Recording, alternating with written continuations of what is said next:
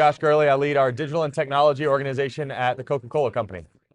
Josh, thanks for being here. It's great to talk to you. Yeah, man. Thanks for having me. I'm really excited to get to know you and to learn more about what we're doing here. Yeah. So first of all, just tell us a little bit about your job. What does that entail? Yeah, it's an interesting job. So we have an entire organization at Coca-Cola that's dedicated to helping restaurants win in the digital and technology space. Everything from digital ordering to how to work with third-party intermediaries to how is AI overhauling the work that is being done in restaurants today. So I get to lead a team of folks that does everything from third-party relationships with DoorDash and Uber Eats, how we support our customers there, but it's also how do we understand the guests and what they want, and then how do we build innovative, scalable tools for the industry that can help make sure that they're more successful as digital and technology becomes more and more important in restaurants. And we found that over 75% of folks between 18 and 54 are now ordering meals digitally, for example, right?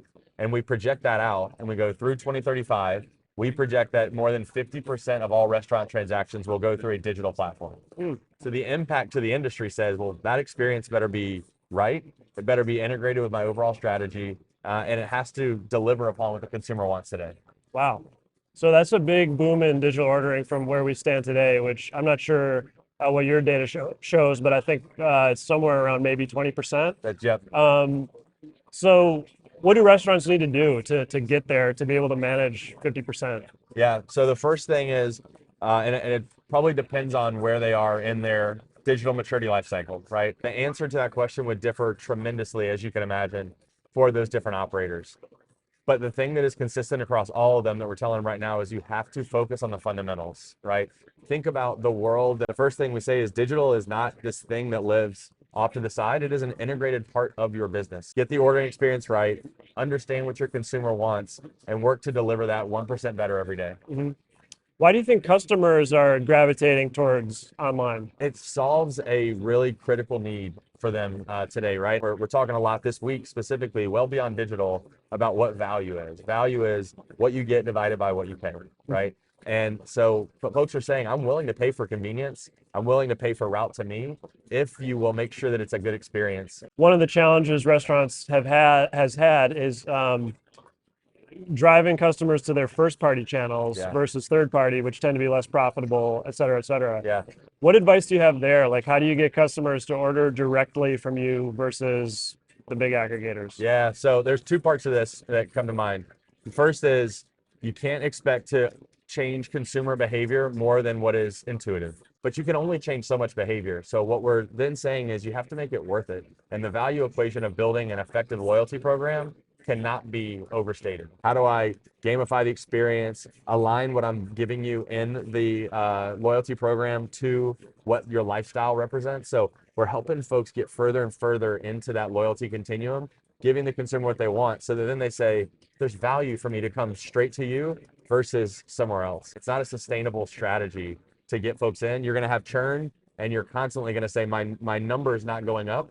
I am just getting more and more people in, and those people are coming out, and that's not effective for what these customers are trying to build. But there are things like as we dig into, it's called the lucky loyalty effect, right? It said if I'm somebody that is deeper already in my continuum, I might not be coming to you for a discount, but instead I can come and say, with this lucky loyalty effect, I'm going to surprise and delight you throughout, which is a term you've heard for a while now, but how do we actually do that? And then for our most sophisticated customers, use data from prior transactions to go pair back and give you the right thing. The closeness that comes with that says, I'm going to leverage behavioral science, pair that with data, gives me an opportunity to win your future share of mind. What are the roadblocks to getting to that one-to-one, really personalized relationship with customers? Yeah. So everybody is after this, right? This is that's not a revelation that this is important. The revelation is that folks are saying, I need to focus less on getting more data in and more about how to structure the data to make it usable.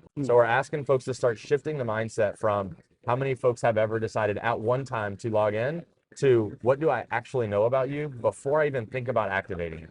Let's just figure out what I know, how to structure that, and then get it into an actionable format and start testing little by little. The other thing about data is that there's so many different data points you could choose to look at. There's so many different KPIs. What are the best sort of markers of like a good customer? Yeah, I'll use an example of just the way that we simply look at our consumers. It's macro segmentation. It's not crazy complex. The complex part is getting all the data sources across restaurant and retail channels to know what you've purchased across different places, right? That's the hard part. So we say, are you a rejecter of the category overall? Are you neutral on the category in our brands? Are you an intender, meaning I buy it sometimes, but not all the time? Or are you buying weekly plus?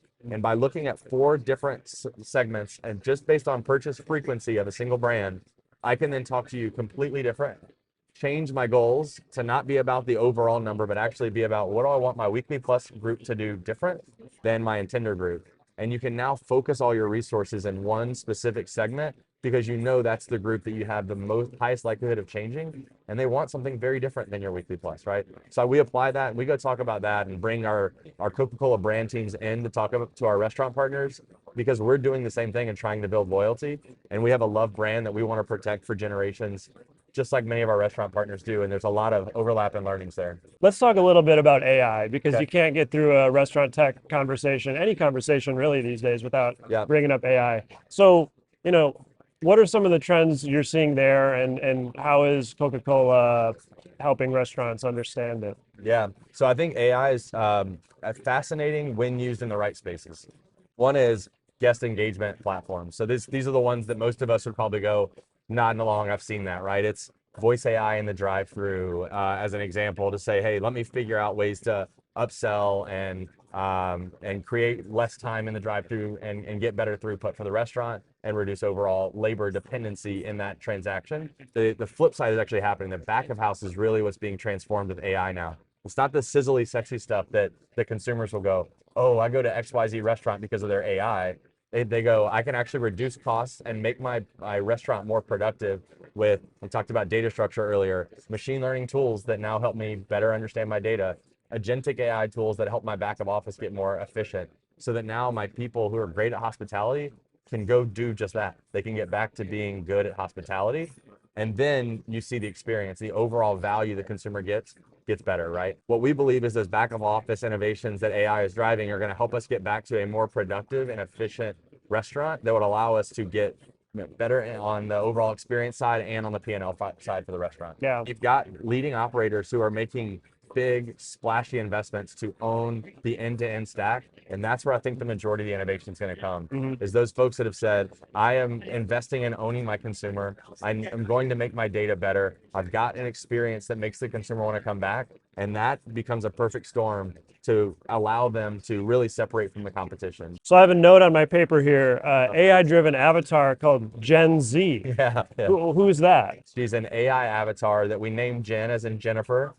So Gen Z to talk, basically she is programmed to think and respond the way that that very valuable Gen Z cohort would. So folks that are visiting our booth are asking her questions like, what is Gen Z like in value in a mobile ordering experience, all the way to, hey, why is it so hard for me to order beverages sometimes? And what could restaurants do to make this better? And she's giving us the opportunity to hear directly from the consumer instead of having to play that middleman. That'll allow us to have real conversations that are valuable for our operators. Awesome. Yeah. Well, Josh, this was a great conversation. Thanks for your time. Yeah, man. Thank you for being here. You got it.